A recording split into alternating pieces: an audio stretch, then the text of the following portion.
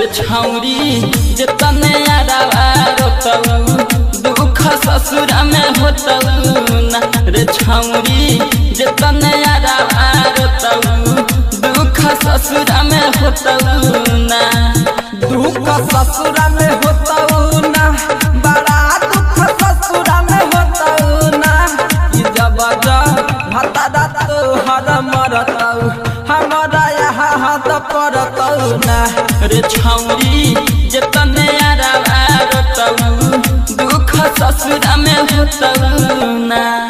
आप सुन रहे हैं एजी एंटरटेनमेंट की धमाकेदार प्रस्तुति। रे छौरी जतने यारावा रोतऊ दुख ससुर में होतऊ ना। By AG recording studio. तब नले दूसरा के जनाना हमारा नीक न लागे लखाना रे छौरी नीक न लागे लखाना। तब नले दूसरा के जनाना हमारा नीक न लागत खाना रे छौरी नीक न लागत खाना। तो देहिया तोहर गल जतऊ दुख ससुर में होतऊ ना रे छौरी जतने यारावा रोतऊ दुख ससुर में होतऊ ना।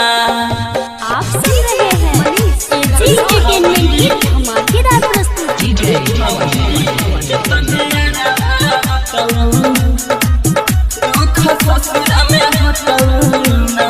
By AG recording studio. तक हबे ओम प्रकाश के सैया याद अतऊ रोजे अजैया रे छौरी याद अतऊ सुजैया। तक हबे ओम प्रकाश के सैया याद अतऊ रोजे अजैया रे छौरी याद अतऊ सुजैया। त सुनुआ तोहरा के समझतऊ दुख ससुर में होतऊ ना।